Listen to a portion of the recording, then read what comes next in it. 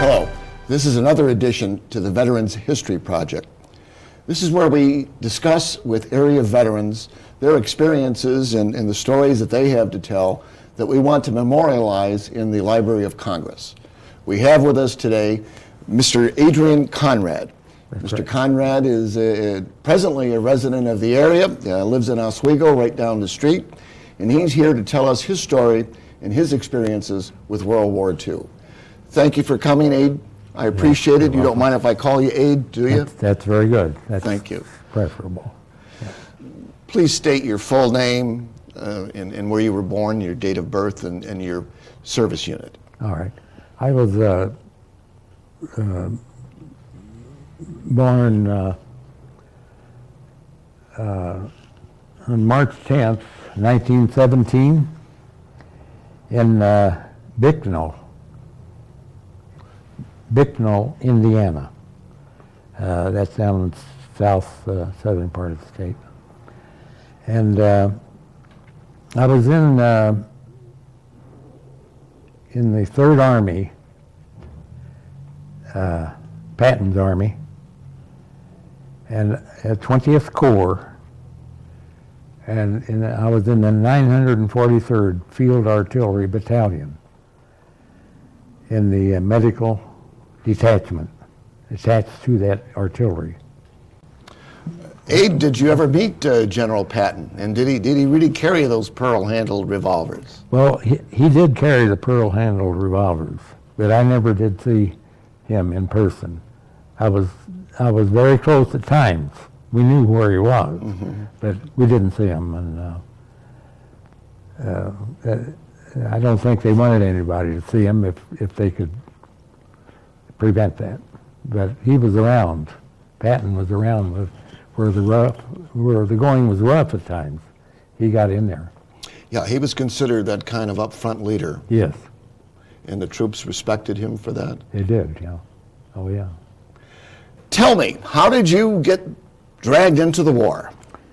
Well, I was about 22 years of age at that time, and I had been deferred because I worked for my dad, and he was the superintendent of a coal mine corporation. And I finally told my dad that one evening we were sitting on the front porch swinging, and I said, "Dad, I think I'll enlist, or I think I'll be drafted, and I don't want any more deferments. I wanted to get my year or year and a half over with." That's what it was in those days. Mm-hmm. So I did that, and in a very short time I enlisted, or I was drafted. I told them that I was free to be drafted now. Eligible. And eligible to be drafted, and then I was. I got the letter to come in and go through the procedure. How did your family feel about that at that point? Well, they weren't. They felt pretty good about it. In those days, this was just a compulsory invitation to come in for a year and a half, then get out. I see. And there was no hard or worrisome feelings about it. Then, at that time. So after you went in, where was your training in your initial assignment? Well, I enlisted, or I went to downtown Vincennes, and I was checked there physically and mentally, and then after that, there were other veterans, or other people going up at the same time to Fort Benjamin Harrison, Indiana. And we went up there, and we were there 3 or 4 days for medical exams and lots of KP, and then our assignment. I was assigned to Field Artillery at Fort Sill, Oklahoma. And what year was this, Aid? That was 1941. So you were October of 41, yeah. Oh, so you were there right at the very beginning. Yeah. Yeah. I was in Fort Sill when Pearl Harbor. I still remember that. How did you guys react when you heard the news about Pearl Harbor? Well, it was people were surprised, I might say. And other than that, I don't remember any feelings of anybody saying anything else about it. But you were trained there as an artilleryman. I was trained as artillery, yes. Did you pull the trigger on the gun? Yeah. Did all that out in Fort Sill. That's where I had the basic training. What kind of artillery piece was it? It was a 155 howitzer, cannon-like. That's a big gun, yes. That's a big gun. Yeah, it's maybe 6-inch diameter. 155 millimeters is what that means, width and diameter. And so after the training at Fort Sill, what happened then? I was, after the training there, which lasted a few weeks, I was assigned to Fort Leonard Wood, Missouri. So I was in a few days, I was on a troop train going east toward Fort Leonard Wood. So I got there and I reported to the captain of the battalion, 943rd Field Artillery Battalion. I reported to him in his office and told him where I was from and the training I'd had. So I was accepted and put in the battalion. At that point, were you living in barracks? In barracks, yeah. And we had pretty comfortable barracks. We had nice beds and it was okay. At that point, did you know that you were going to be sent overseas? No, I see. We didn't. At that time, we didn't know. Yeah, and I might add, when I was assigned to my barracks, my bed, I went to bed that night, and the guy above me snored, really snored. I mean, it made things vibrate almost. And I went through that night. But later on, a few weeks later, he was discharged because of that. Oh, really? Yeah, it was a thing that he couldn't control, and it kept everybody awake. So after that, it was okay in there. Did you have any time between your training in Oklahoma or Missouri to come back to Indiana and have some leave before you went out east? When I was in Fort Sill, they were going to let 10 people go home on furlough for a week. Oh. And everybody put in their names. There were a lot of people. And then they drew 10. And I was not included on that. But then it came out that there was a mistake made, and the drawing would have to be done over. So it was, and that time they drew my name with 9 other people. Destiny. Yeah, and I went home, and I have a few pictures of myself being there, and I was quite thrilled to be home. You know, of course. Wearing my uniform, and my mom and dad and brothers and sisters. Had that military training been the first time you'd been away from home?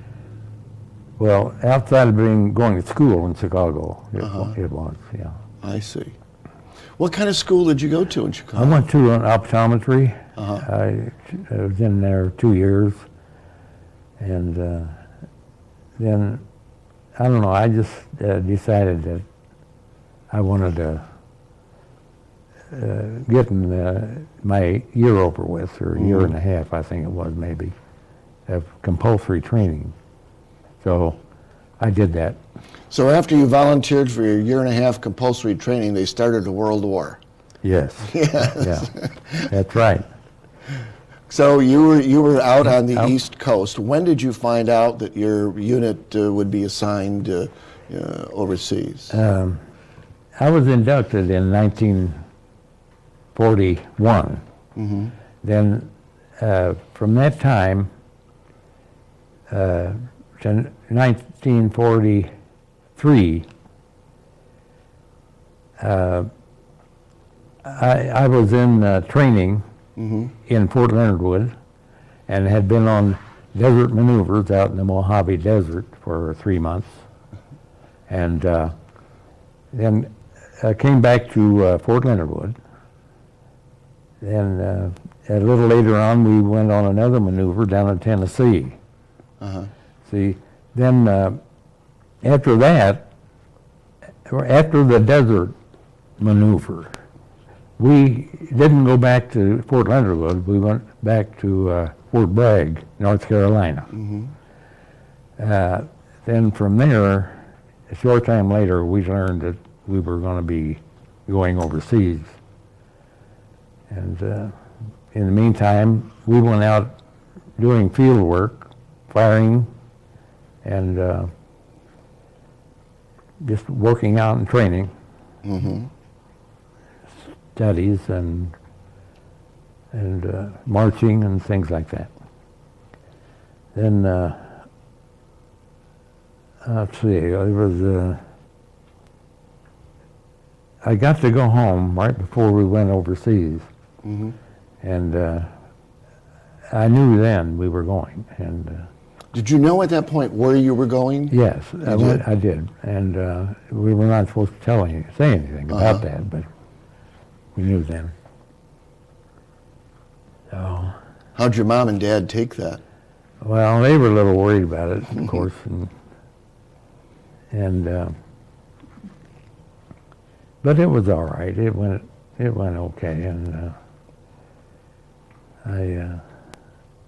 we got ordered finally to prepare to go, to leave. And I went in and bought my mom one of these musical boxes and sent it to her before I actually left. That was sweet. That was nice. Yeah, but she told me when I got back, she cried all day after I did that. But then we left for New York on a troop train and arrived in New York and finally boarded the Queen Elizabeth big boat. And I think they told me that there were 10,000 troops on that. They really squeezed them in. Squeezed them in, yeah. The bunks in the lower part were about that far apart, one on top of the other. And but it wasn't bad. Everybody slept good, I think. I didn't hear anybody complain about anything. So it was quite a thing. We got up on deck, and it was so huge, it's unimaginable.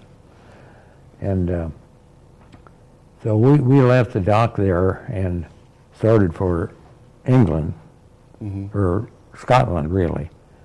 And we left and without escort, because the boat is so big and it's so huge that it didn't need an escort because they were going to zigzag across the ocean.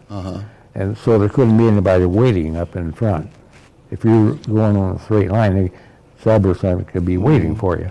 But they zigzagged like this, and no course was really planned outside of the zigzag part.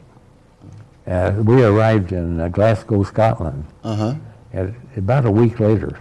Took about a week to get there. Did you get seasick? Huh? Did you get seasick at all?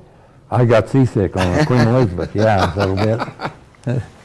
It could have been a lot worse because we saw other ships out there, small ones, troop carriers, and they would go out of sight in the waves, in the raises of the water. And I know those guys were dying in there from seasickness. What time of year was this? Spring, summer, fall? Let's see. I think. Let's see. I think it was the fall. Okay. Wait a minute. I don't really remember. Okay, that's fine. Clearly what it was. We got in Glasgow, and the next day we got up and saw this beautiful scenery, farmlands, all just trim and beautiful to look at. And but then we boarded a troop train and went down through the rest of Scotland, through England, and down on the near London and past London and down on the Channel, and pitched tents. We pitched tents there, right on the Channel, right on the water, near the water. And we were there about two days, and then it came time to go, so we all prepared our packs and got ready to go. Then we boarded a ship, fairly large ship for Channel, and we all got on that boat, and then we sailed across, went across the Channel. Then when we got so far over, the ship couldn't go any further because of shallow water for such a large ship.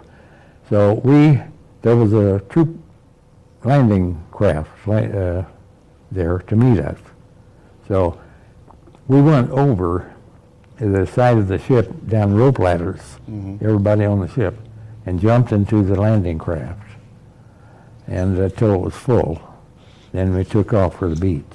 Were you still an artilleryman at that point? I was a medic at that point. I forgot to mention that maybe I did. That I had gone to school, and that I had anatomy, physiology, and some of those, they thought, and they asked me to be a medic because there was a shortage and they needed, so I said okay.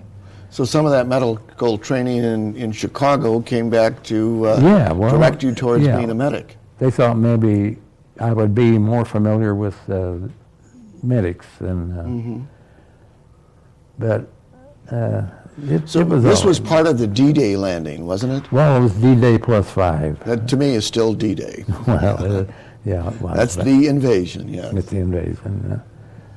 But we landed there. We took the boat in to the shore, and we jumped out when the front went down. And water up to the knees. It wasn't real deep. But then we waited up on the beach, and when we got to the beach, German aircraft were coming down strafing the beach. So everybody ran as hard as they could. Sure. We had wet stuff on and full pack. See, a lot of people think D-Day was one day. It was really much longer than that, and you all suffered substantial consequences for a long time. Yeah. It was. We trying to find shelter from these strafing planes were coming through, and we did run across the beach, and way back were some trees, and people just ran for those, and some didn't make it, but most did, and What was going through your mind there? Here's a young man from Indiana that has been pulling the trigger on artillery. Now all of a sudden you got a target on you as a medic, and you're landed on D-Day and you're being strafed by German fighters. That's right, yeah. How did you feel about that? Well, you just, there's not a lot of thinking. It's all reaction more than knee-jerk thinking. But I treated some there in that. Then a short time later, we were on our way back into the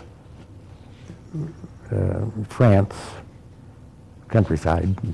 Hey, tell me, as a medic in that 1944, what kinds of things did you carry to help people that had been wounded? Well, we had things that would help pain. Uh-huh. And, Was this a pill or? well, it was a pill. Uh-huh. Yeah. And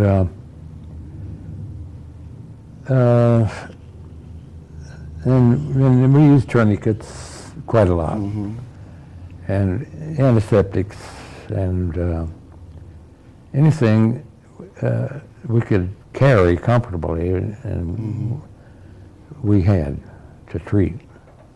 But then we, this one time that we were being shelled, German shells were coming in, landing right in our area. They had apparently before had us zeroed in on their guns.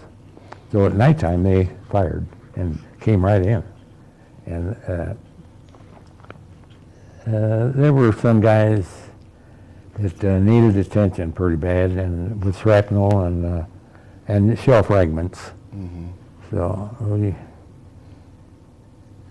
took care of that the best we could. And those are admirable tasks that a medic and a corpsman have. well, a lot of medics did it out of good, I guess. You know, best we could. Of course, you had really limited supplies and abilities. You had to just try and stabilize someone as best you could. Yeah. Then to get them out of the area, you couldn't. When the shells were coming in, you just can't do that. Mm-hmm. But when that let up a little bit, then for this one particular fellow, I had a Jeep, and they said they would take him in to the hospital. I tagged him with his wounds and the treatment that I had given him. Then he was taken to the hospital, and I didn't hear from him after that. Mm-hmm. So, What kinds of wounds were you seeing at that point? well, they were wounds from shrapnel and concussion and things like that. Just anything that a bomb would do if it was close by. It would knock you off your feet, and you know, it would. It requires some kind of treatment, or not always. Sometimes the fellows that were hurt would recover from a shocking jolt or something like that. Mm-hmm. But That had to be difficult for you, though. I mean, in each instance, you're always dealing with someone that has been harmed or hurt. yeah. And at the same time, you're not necessarily fighting back. No. I don't know how you dealt with your frustrations or anything like No, that. we didn't have any defense with us, any guns or anything. Medics didn't carry. You just wore that target on your Wore sleeve. the target yeah. there, and did the best we could. You know, it was scary. We would be held up by snipers from woods, and on one occasion we were going through, and our convoy was stopped because they were firing, sniping from the woods, and they were hitting our people. So we opened up our machine guns in that area, and just threw thousands of rounds in there, and that stopped that. And it turned out they were kids, just young people, 15, 16 years old, that were doing that sniping. We found that out later. But that happened where you had people hiding, German soldiers, hiding and waiting for you to get there, and then they would surprise you with by shooting and that sort of thing. Yeah. I understand you were awarded the Bronze Star. Yes. Could you tell us a little bit about that, please? That's a significant honor. Well, that happened at Metz, the Battle for Metz. Mm-hmm. And again, our outfit was being shelled from German tanks. And shells were landing right in. And I was in a slit trench. Everybody were protected in some way because they dug in shallow slit trenches. And I was laying in mine and everybody else wasn't. Then I heard this voice cry out that he'd been hit and he had shell fragments all in his face and shoulders, and he was in a slit trench, a very shallow one. So and shells were still coming in, and I climbed out of my slit trench and crawled on my elbows and knees to this guy, this wounded man. It was about maybe 50 feet or something like that. Mm-hmm. And I got in there and laid pretty much on top of him, and I saw he was bleeding a lot. And he was wounded. His face was torn in places, and so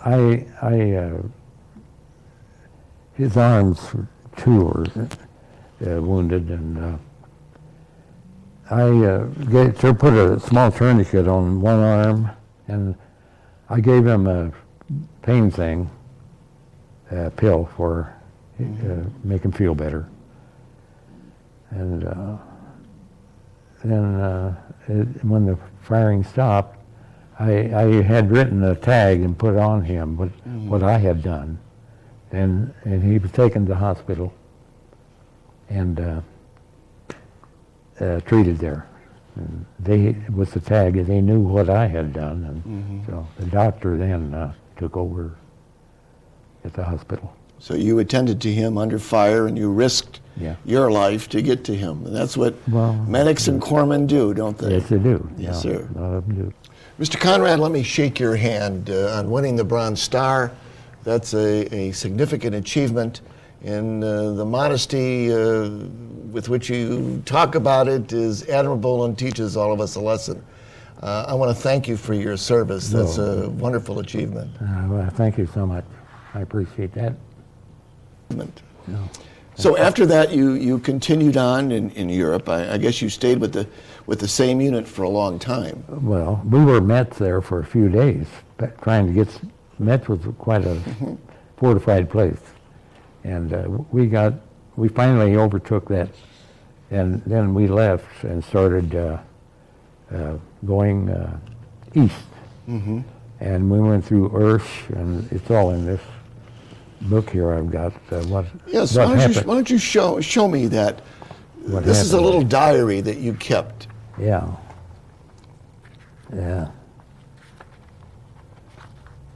Well, the first page is Ursch, Germany. On the 11th of March, 1945. Arrived in this position March 9th. A few rounds have landed around us. This town is badly damaged. Only a few houses remain standing. Nearly all the villages in Germany have been practically leveled.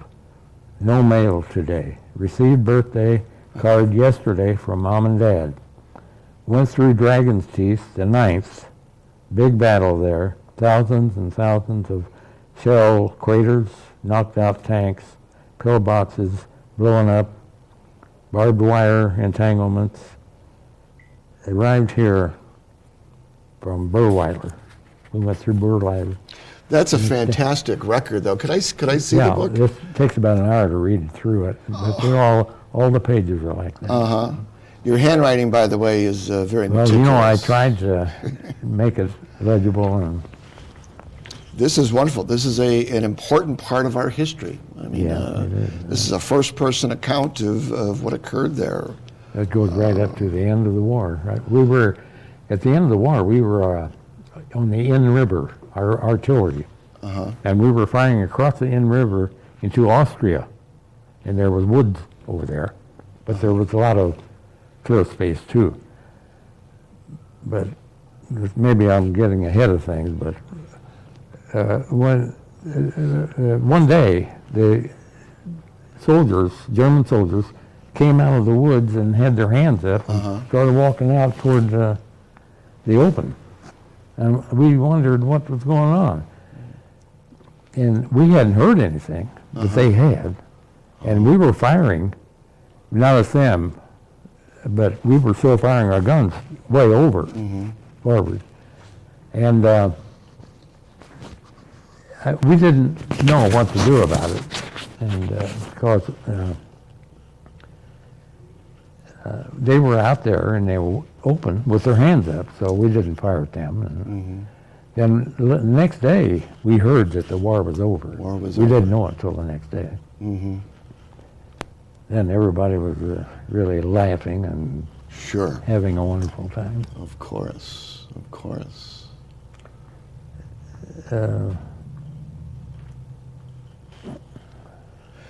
So as the war ended like that, did you have then some free time to travel around the area? No, we didn't. We didn't have free time, but some people got in a few days. Some people had passes to go different places. I was one of those. Well, I mean, nearly everybody did. Got passes. We were. Then we went back to garrison life. Even out in the woods, in different places, we were taking classes, marching, and doing things that you would do back in camp. I understand you visited some very famous place that Adolf Hitler may have stayed at from time to time. Berchtesgaden? Yes. Yeah. Tell us about that. Well, we were close to that, our outfit, and we went up there, and the firing had already been done, and apparently it looked like aircraft bombs had ripped through that, and it was just shambles. And we went through there, full pack and everything, and we went through this one big hall. Oh, you went through the building itself? Went through the building, yeah. I see. Oh, yeah, we went through the buildings. And this fireplace was all blown up, and I picked up a chunk, yeah, that's it there, of Hitler's fireplace in Berchtesgaden. Berchtesgaden, that's the place way up in the mountains, high, and it's got this huge view for miles and miles of other mountains. Yeah. Yeah. So that's a rock from Adolf Hitler's fireplace that's up right. there. Yeah, it is. I picked it up. We were moving, and I just picked it up and put it in my backpack and kept going. Well, that's a wonderful piece of memorabilia. That really Yeah, it is. So, as you passed through Berchtesgaden, when did you find out that you were going to be sent home, or did you become part of the Army of Occupation? Yeah. Okay. After that, we were a couple of weeks out in the area until we got word that we were going to Rosenheim, Germany, and that would be our stopping place, and we would be there a while in Rosenheim. So we went there, and we were in garrison practically, and we marched and trained, and nothing changed from garrison life. We just went right back to where we were before we went overseas. The military way. You just turned the page and it's right back to where it was before. Yes, That's sir. right. But the people, a lot of German people around, when we were in Rosenheim, assigned to a large building. And the war was over. It was peaceful. Germans were walking around, amazed at the food we had, and they couldn't get over it. And cigarettes was big in those days, socially correct, cigarettes, and things like that. And the German people just, they were friendly at that time. Did you provide or share some food with them? We did, yeah.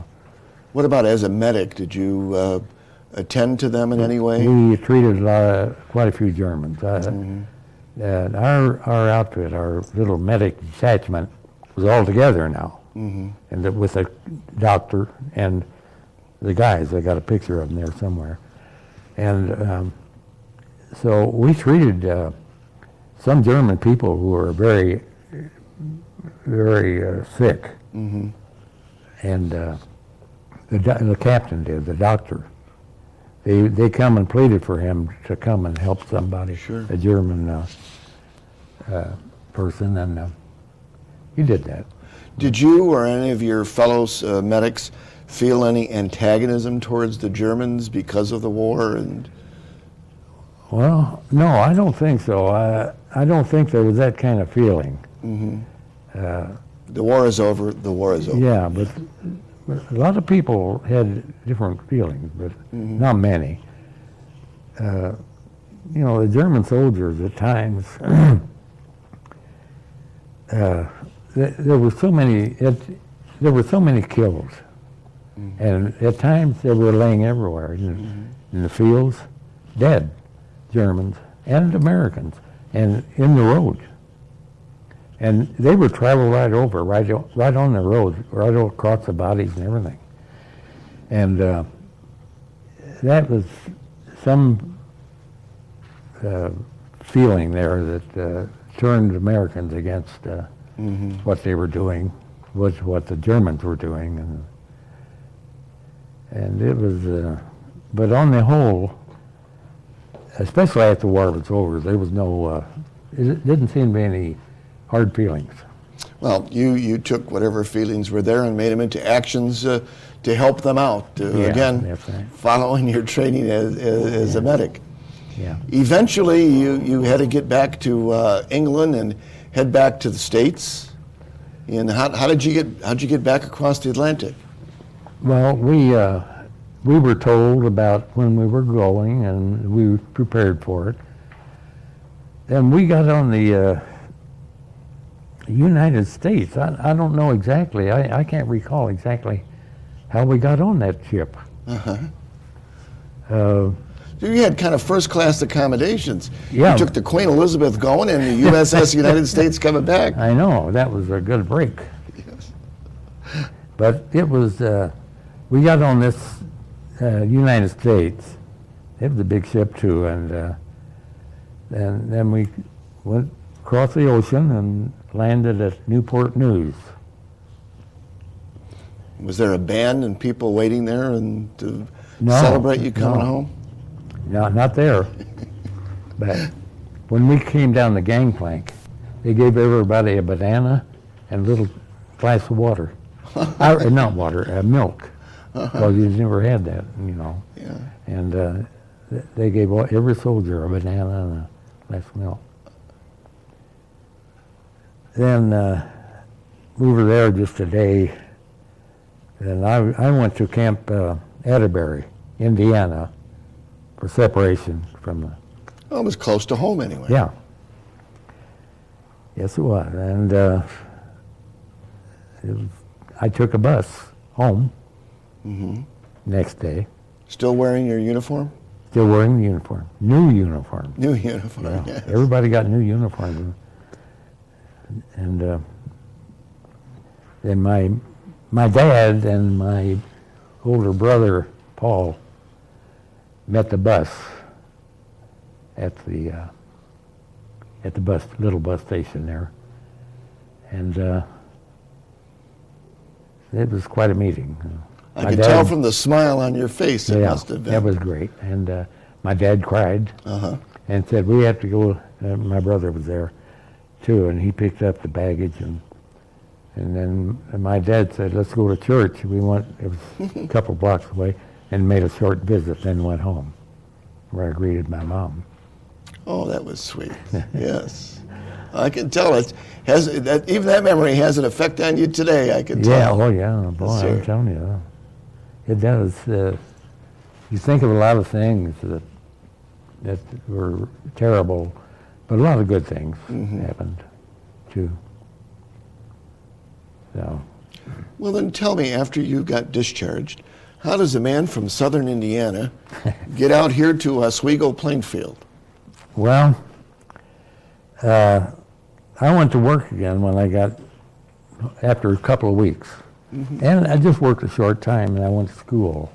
I went to this school in Chicago, Northern Illinois College of Optometry, name of it. And I had a couple of years of that. Well, what happened after you went to the school?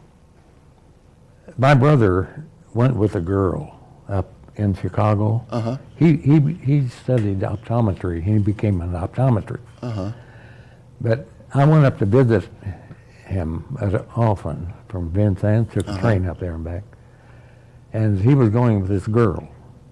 And so I went up there numerous times, and I met this girl's sister and her family.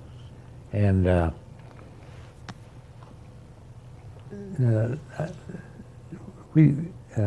he married this girl finally. And a few years later, I married her sister. Really? Oh, my goodness. That's a great So story. the two brothers married the two Two sisters. sisters. Yeah. Well, you kind of cut down on in-laws that way. Yeah, but it was a very happy time. And then you started to raise your own family? Yes. And you had how many children? I had 3 children. There's one right over there. And his name is? Philip. Philip? Gerald Conrad. And John. Philip is the baby of the family. And John, Adrian Conrad. And the oldest was our daughter, Jan. She was a princess. Oh. And then that was our family, and I went to work with, I went to Indiana University Extension earlier in Indianapolis, and I went to Northwestern University, night school. Then I went to work for a place called Link Belt. Oh, sure. Yeah, Link Belt, the engineering place. They made food handling Equipment. machinery, Yeah. equipment. And then Link Belt finally was taken over by FMC Corporation. So I worked for FMC Corporation then for a few years. Then FMC Corporation decided to move down south in the King's hometown, Presley. It was Presley's hometown. And so they went down there, and I didn't go. I didn't want to leave everything behind me and go down there. So I went to work for Pullman Standard. They made railroad. So we did that. We made these cars, beautiful stainless steel First class, yes. passenger cars. So then I retired from there at 64. And I've been retired ever since. Well, you look good and you do well. Yeah, well, I feel good too. Well, good. Yeah, I have a lot of nice memories, and I enjoy life. As a veteran of World War II, if you were to impart some advice to the younger generations today, based upon your experiences, what kind of advice would you offer us? Well, the way the world is today, it's terrible everywhere, almost anywhere. But I don't know. You just have to try to live with it. I mean, there's not, you try to, wish it would go away, but it's not going to, and you got to put up with it and try to find a solution to it, to what's causing it, and try to fix it. That's good advice for anybody at any time. Is there anything else you would like to add that perhaps we haven't covered about your experience? Well, let's see. I can't. I brought home some more souvenirs that. What are these? Those are machine gun, 50 caliber. These big ones. That's a machine gun shell, and when they fire, you see the streaks going through the air sometimes. These lighted. In between those two lights are 5 shells. Yes. Without light. The tracers, yes. Yeah. The tracers, and then in between the tracers, the ones you can see, there are 5 shells in between going out. It's time to keep your head down. That's the time to keep your head down, isn't it? Right. Now, what was well, that's this just belt? That's just a ammunition carrier that fits on around the waist. There's nothing much to it. It's just something. Was you that wear. yours? No, it was not mine. And this is a stationary thing, and I took all the way through and those are caps that they were my caps. Can you put one of those caps on for us? Let's get a picture of the gentleman with his cap on. Okay. There you go. It's about under.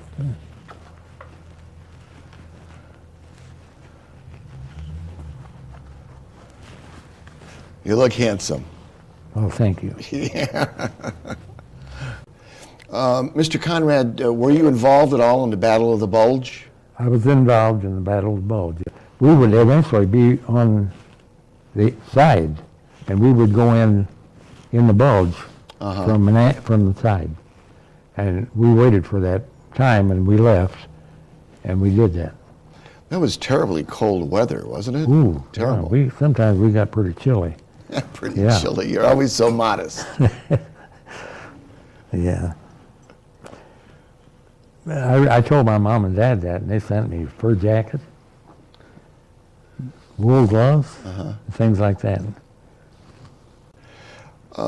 Abe, what kind of food service did you have out in the field? What did you eat? In the field, we had a kitchen group, and they set up tables. Then they had these pots with food in them, and the guys lined up, and we just went along and helped ourselves. What kind of food did they usually serve? It was good food. It was? Yeah, some of those cooks were very good, excellent. And they fixed chicken, different kinds of meats, and vegetables. They had the vegetables there, and then even dessert. They had candy bars and things like that.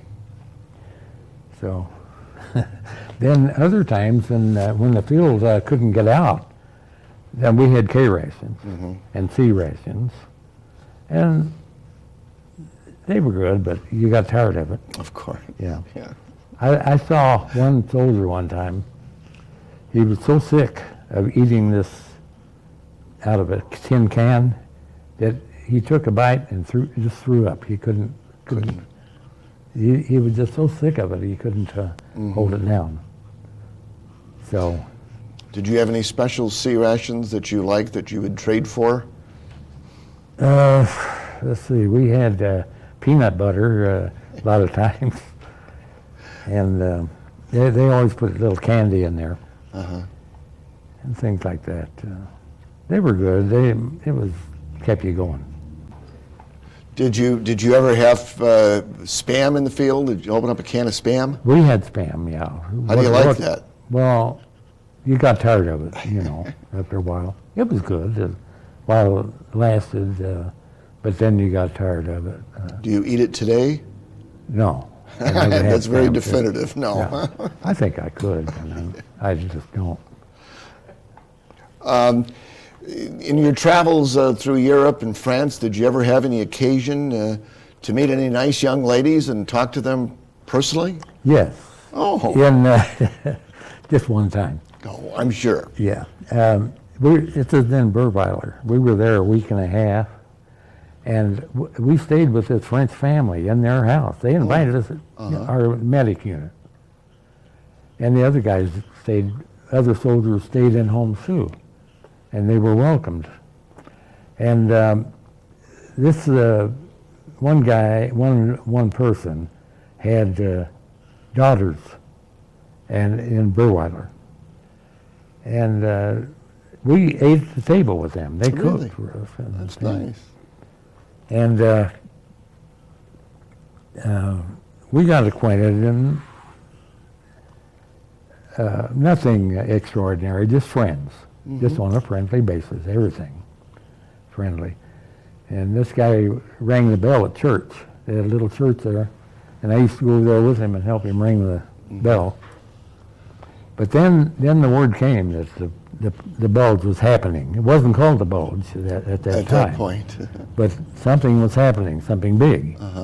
And we knew it. We got word that we're going to pull out of here shortly. And we got ready and we moved out. Then this girl, Maria, she cried. And the next day, or a day or two after, I got a package from her. And it had some schnapps in there, little bottle of schnapps, and other food, candy and stuff. She sent that to me, and it got to me. But I haven't seen her since. I wrote one letter. That was it. How did you overcome or was there any kind of a language barrier? There was, of course, but you can always get people to understand things by gesture or just by, I don't know, it's just something that you're in your body tells them that what you're trying to say. You were such a modest man. You've got these great stories to tell, and you tell them with such modesty. Well, it's wonderful. Yeah, well, I think about them a lot. And I enjoy a lot of the memories. Some I don't, but it's really been some life. I imagine you were a very compassionate and reassuring medic. Well, I mean, if I was wounded, I think I'd want you to take care of me. Well, I tried to be. It's just a natural reaction. People need help, they need it, and try to give it to them. Aid, once again, let me shake your hand. Thank you very much for telling us your story and spending this time with us. Very interesting story, very charming. I thank you for your service. Your country thanks you for your service as well. My pleasure. I'm glad to be here. Thank you, sir.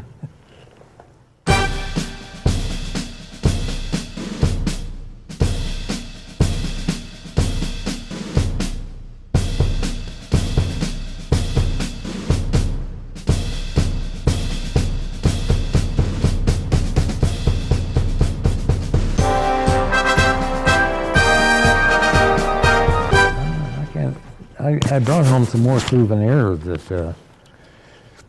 Yes, we have that, and what are these? Those are machine gun, 50 caliber, these big ones.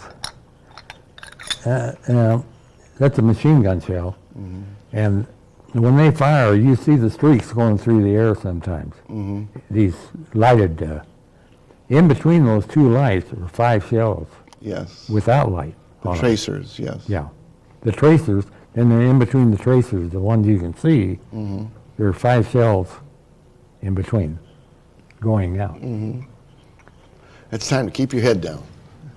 Well, this is a German trench lantern, which they used on undercover when they didn't want lights showing to give away their location.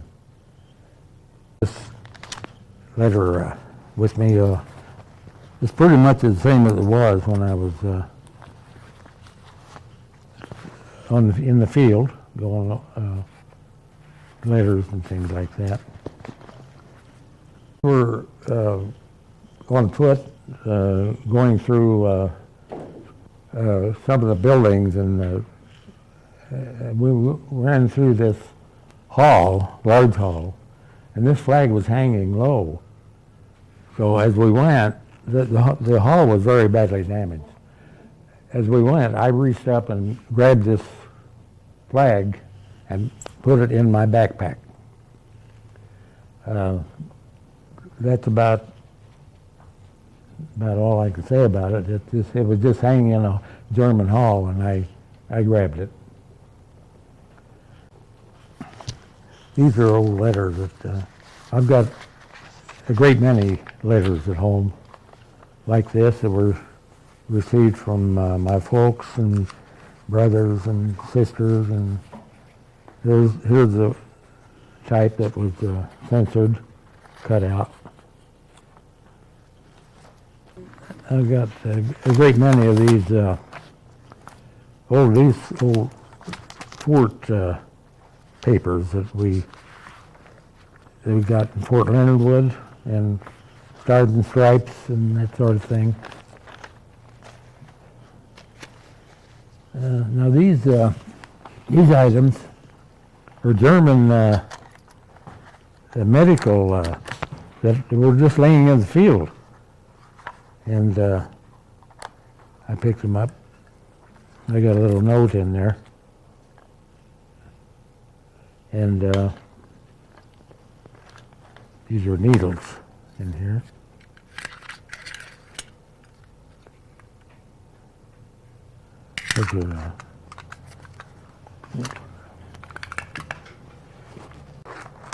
Now these are medals. This is a good conduct medal. Good conduct medal. And this one is a medal that I got from the French government for the battle in Verdun, France. Here's a paper with it.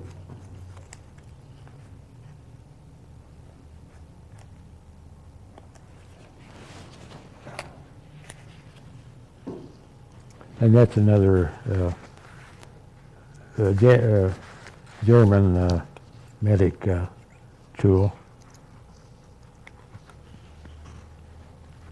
Picked up in the field, battle in the. This is the Bronze Star. This box is falling apart. The Bronze Star medal.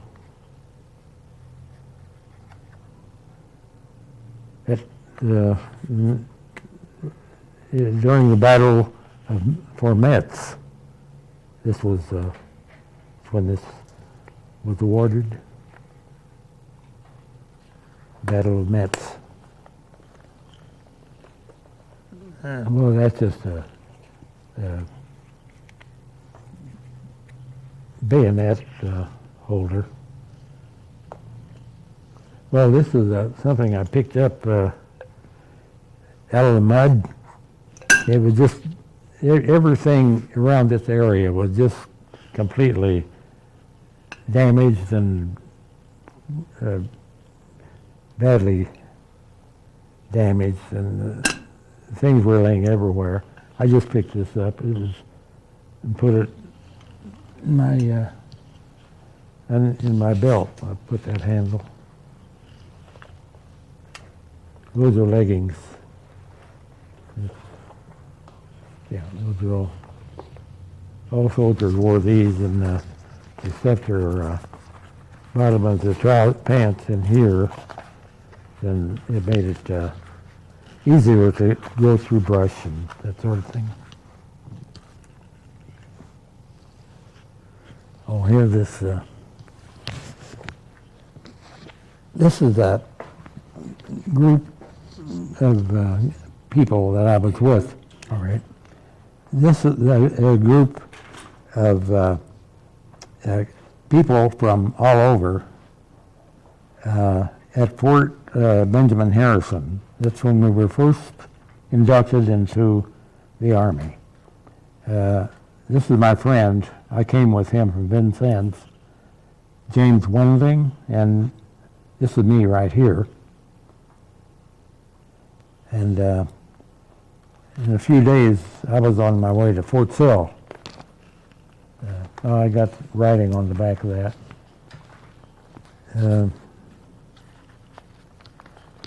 There's a lot of things I want to show you back here.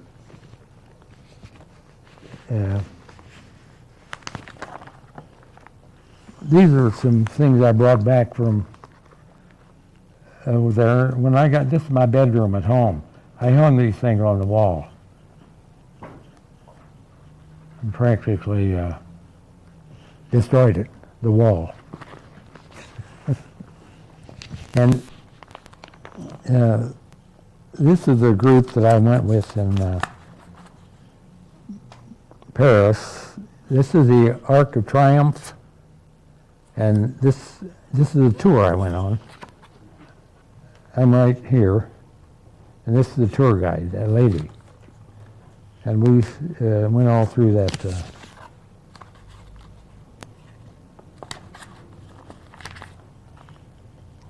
Now these are stamps with Adolf Hitler. These are Adolf Hitler stamps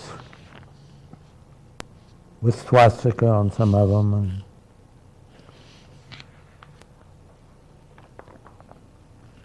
this is German and French and Austrian money, and this was printed by the USA. That we used this money overseas. And it was accepted over there for.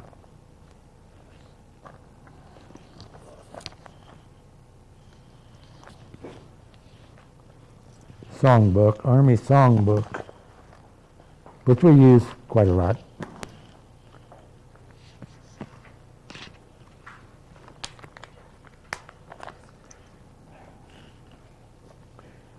A couple of telegrams that I sent to my mom and dad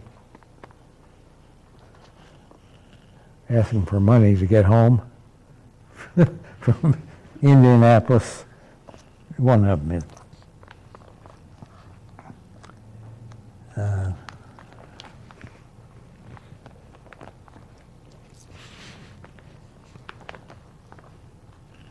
Okay, now let's just have some pictures that I brought home.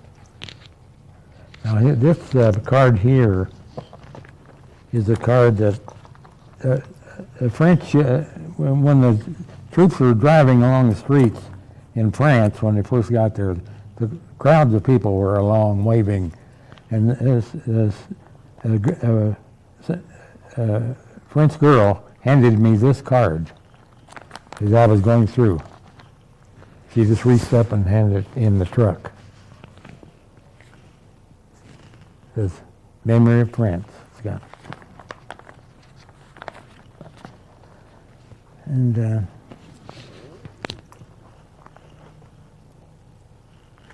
lot of these pictures you can't see. This is Paris.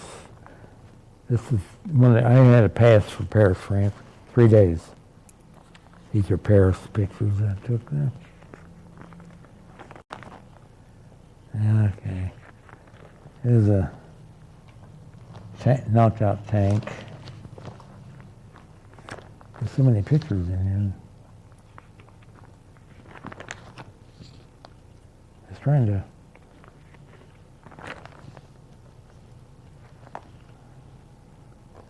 This is a chow line where Red Cross is giving, guys are having coffee there.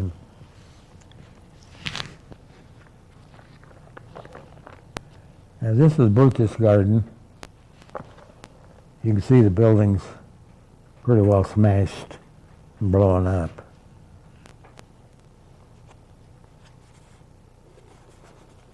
And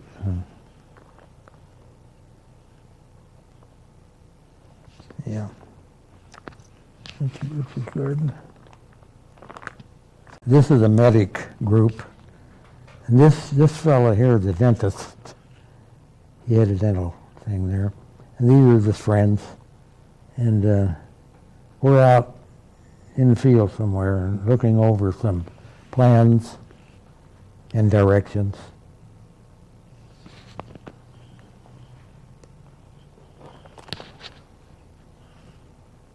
There's part of our convoy of trucks. And this is medical. This is before we went overseas now. This is back home, back before we went. And this is a picture of a camouflaged binoculars. You're up against that log. You can just barely see the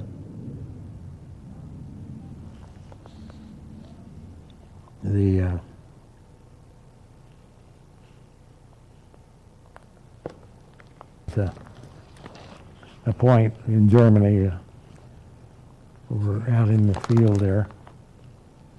This is our medic doctor. This is in the field, and he's examining something there. It's a field picture. There's that same picture of that.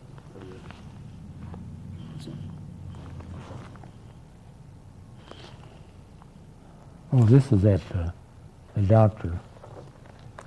Here's a group of in-field, a group of officers and enlisted men too. They're pointing out, it's a firing range. And we fire our guns out there for practice.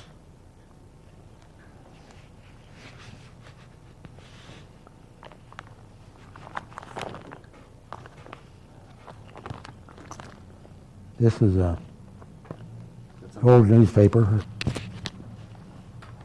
These are just pictures.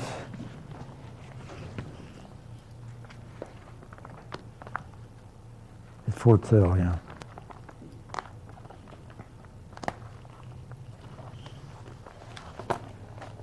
And that's the desert maneuvers with the tents we lived in on the Mojave. And this guy, a friend of mine, I can't think of his name, he's doing his laundry out there. This has been an off time.